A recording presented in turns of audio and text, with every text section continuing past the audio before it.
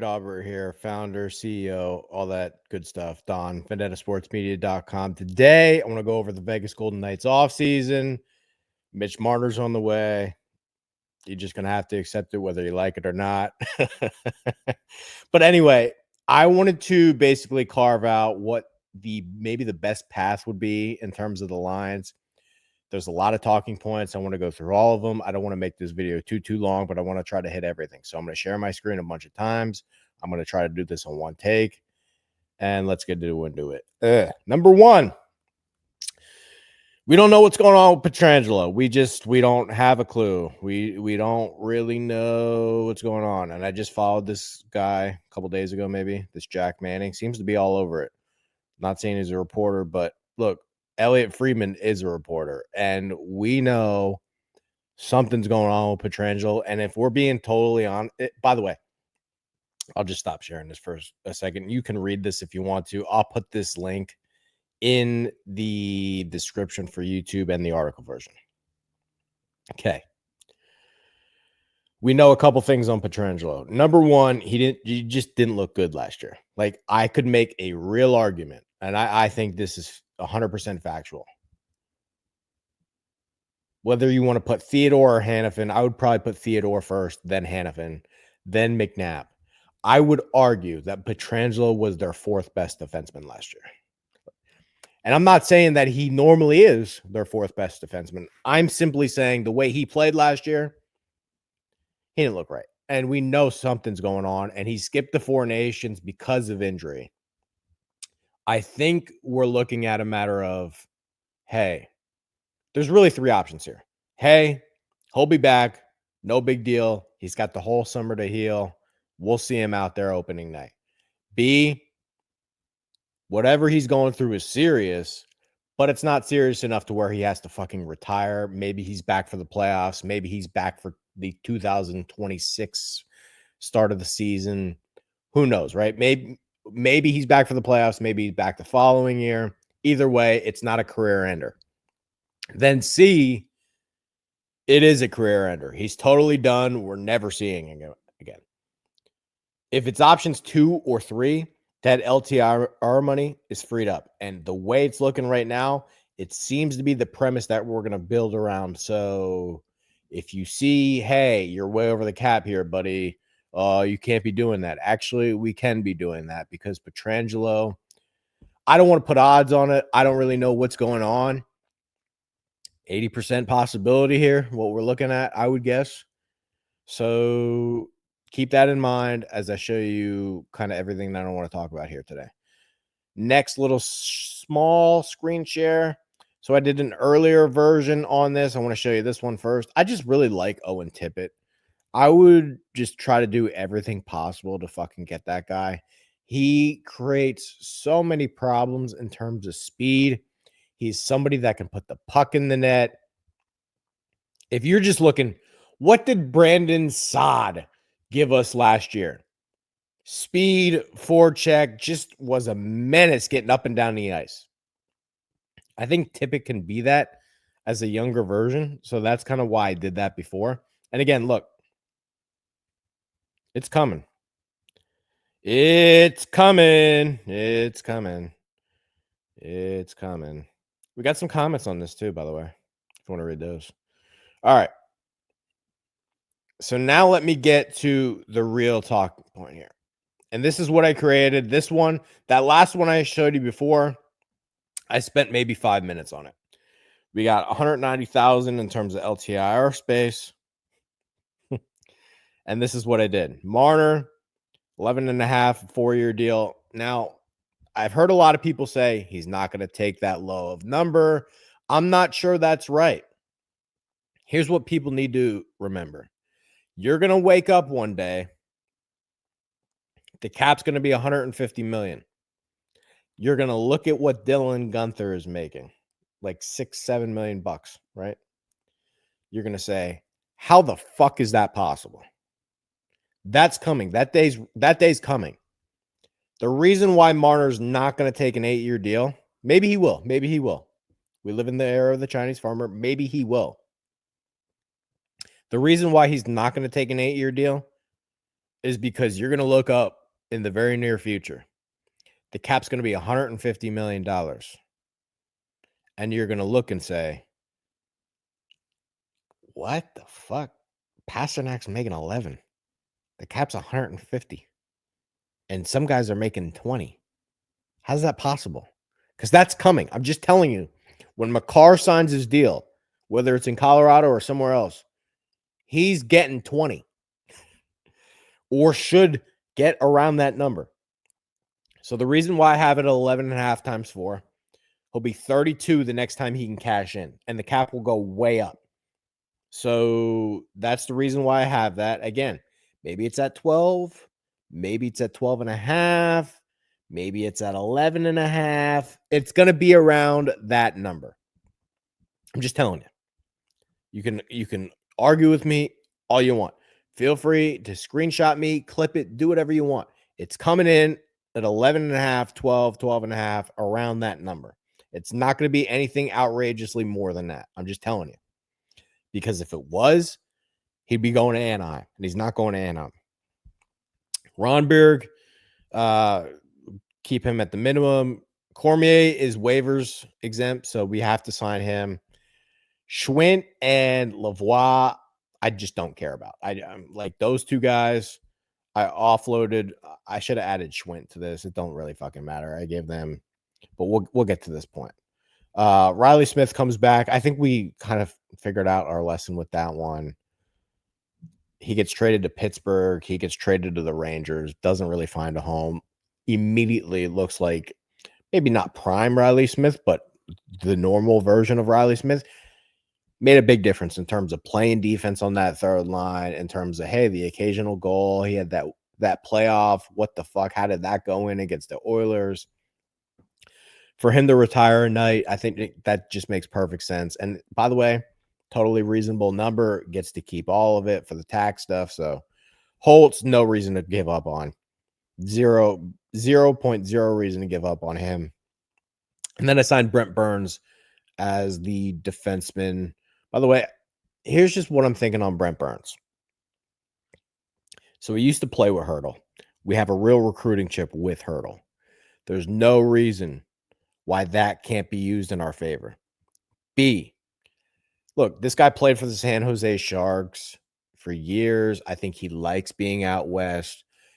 I'm not saying he hates Carolina. Don't get me wrong. I'm sure he really likes being in Carolina. You got this analytical nerd. Are they really going to value him? By the way, Carolina has a shit ton of cap space. Who knows what they're going to do? Maybe they bring back Burns at big money. I don't know. I just think, hey, you sure you don't want to come over here? You're positive you're good over there in Carolina? Because let's be real about the Carolina Hurricanes. They are the Cowboy Cerrone of the NHL.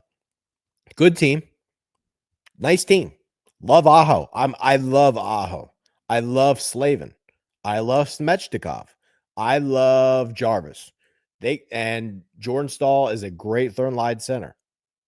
That's not a cup team. Their second line center is not good enough.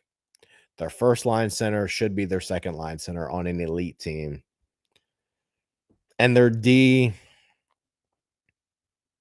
I think there's internal strife between Brind'Amour and the nerd. So I think there's a real possibility you can win this recruiting battle.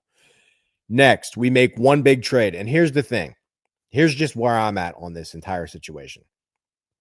I don't think signing Marner is enough. I think you have to be greedy here. This is just my opinion. And by the way, it says roster breakdown 40 of 50. This includes like we can sign these prospects that won't count against the cap. Like here's an example. Pick this goalie in the third round. So we don't have to hit 50 on this. Don't even worry about that. And by the way, we are at 23 guys. We're at 23 guys. So we've hit the maximum. Okay, so make one trade. And I think this trade makes all the world of sense. Tuch. The Sabres are in a really tough spot here. He's 29. He's got to get signed for an extension. And by the way, the Sabres, they have cap space. if you want to get them to retain, that's not going to influence anything that they're going to do this summer. Like that 2.5, it'll come off the books the following year. So I'm not asking the Sabres to retain long-term money here. I'm simply asking them to do it for 1 year. So keep that in mind too. Tuch comes over at 50% retained. Let's think of this as a sign-in trade because the cap's going up again. So then the following year, you got to get an extension for Eichel, Dorofeev, and Tuch.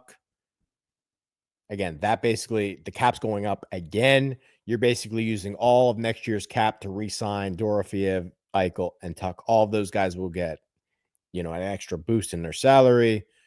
It should work out perfectly fine. Now, if Pietrangelo comes back, maybe it doesn't. But again, his money's coming off the books. A couple other people come off the books. So again, we can maneuver. We can work our magic. We can figure that's tomorrow problem. We have to try to win the cup this year.